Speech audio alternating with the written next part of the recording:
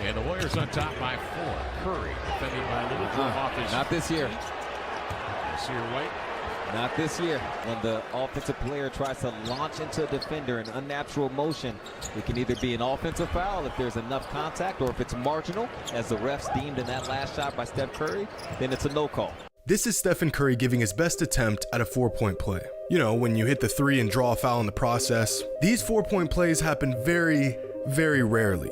Steph only has 43 of them in his entire career. Unfortunately, Steph didn't sink this 3 or draw the foul, and he's not happy about it. NBA refs have notoriously called this a foul for the last half-decade. This move has become a part of Steph's bag at this point, but he'll have to find a new method of drawing fouls outside, because this past offseason, the NBA made the decision to no longer call these flailing and blatantly obvious flops as fouls, a decision that has a seemingly unanimous approval rating from NBA fans. On the other hand, a lot of players aren't so happy about the change. In the 2000-2001 NBA season, the league began to keep track of 3-point shooting fouls. In that first season, Kobe Bryant drew 4 3-point shooting fouls. Allen Iverson drew 5. In fact, the entire league as a whole drew 196 3-point shooting fouls throughout the entire season. During the 2020-2021 NBA season, the league drew 1,091 3-point shooting fouls. 1,091.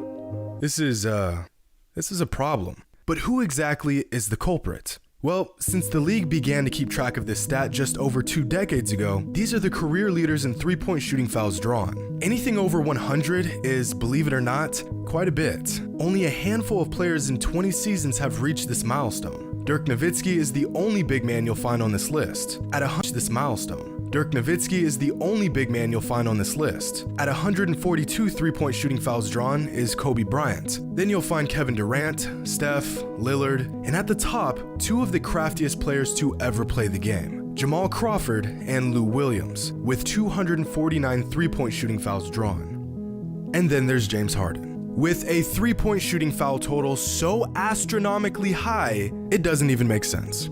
This is absurd. If there's any stat that shows Harden's ability to manipulate the game, this is it. You want to hear a statistic that will blow your mind?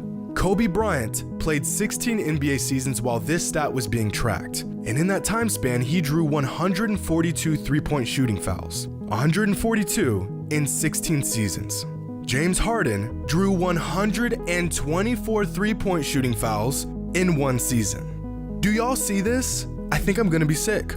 And the most obvious reason why James Harden was able to accomplish this feat is because of his patented step back, a move that is literally unguardable. When he makes this move, his defender either sits back and gets a half-ass hand up while James Harden triple jumps his way to the 3-point line, or the defender closes out hard and collides with Harden in midair. About 90% of the time, these are the 2 outcomes to this move. And instead of just clarifying the existing rules to make this move a definitive travel, the league has beat around the bush and simply said if the defender collides with the shooter and the contact is initiated by the offense, it's no longer a shooting foul. And although this isn't going to exactly fix the problem, it's definitely a step in the right direction.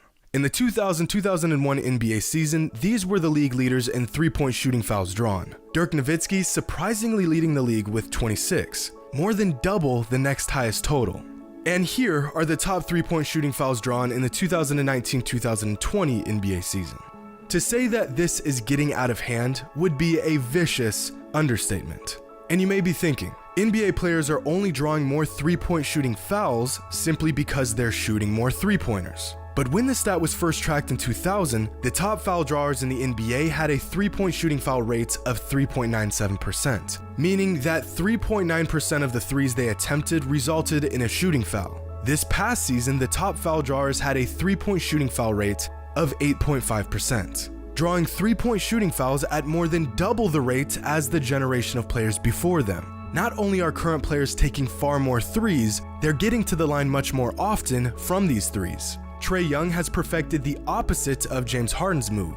Instead of stepping back and drawing the player outside, he gets inside of the defense and draws contact by coming to a screeching halt in the middle of his drive. Now, I'd be lying if I said this wasn't high IQ basketball. These players are simply abusing a rule, not breaking it.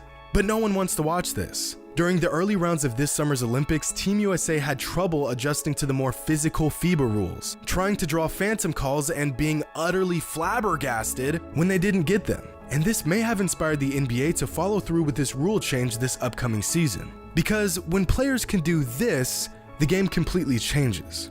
Check this out. Excluding last season where James Harden missed a large portion of games, Harden has led the league in three-point shooting fouls 1, 2, 3, 4, 5, 6 times in the last 8 seasons.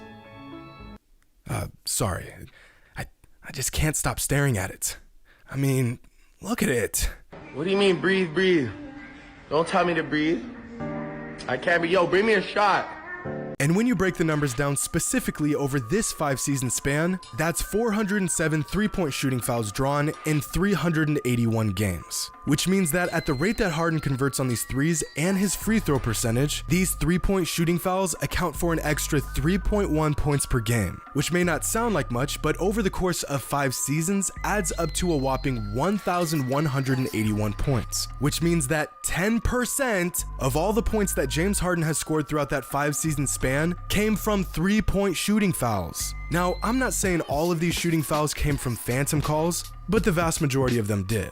And this only factors in three-point shooting fouls. We haven't even touched on this same tactic for mid-range jump shots and floaters. And honestly, as much as this gimmicky tactic changes the point totals these players produce, these tactics change the game as a whole even more. When a defender can't defend without being scared of drawing unnecessary fouls, players on offense can do just about anything they want. It makes for an extremely one-sided sport. Tactics like this have taken the power away from elite defenders in today's game and have left them with nothing to work with. Moves like this are also a big reason why NBA stats are so inflated in today's league. If your shot isn't falling and you're having a rough night on offense, just pull this out of your bag and it's a surefire way to put some easy points on the board. Not only that, but this move is dangerous to everyone involved. In 2017, the NBA implemented the Zaza rule, stating that reckless closeouts can result in technical and flagrant fouls. The NBA also expanded the landing zone for offensive players, virtually stripping defenses from getting good honest contests on outside shots. And the moment the NBA did this, immediately, players abused these rule changes, bending and manipulating the rules that were made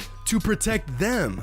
And now look, just 4 seasons later, the league has gone the other way and is giving more power to the defense. Elite shooters that use this forced contact to manipulate the defense now have to think twice before they throw away a good look just to draw a foul.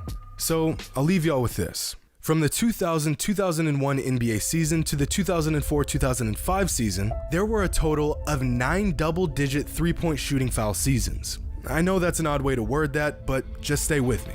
That's 9 in 5 seasons, which is less than 2 players each year drawing double-digit three-point shooting fouls throughout the season. Last season alone, 33 players drew double-digit three-point shooting fouls. 33. Let's just all agree that this rule change has been one of the better adjustments the league has made in recent history. Hope you all enjoyed, and as always, until next time.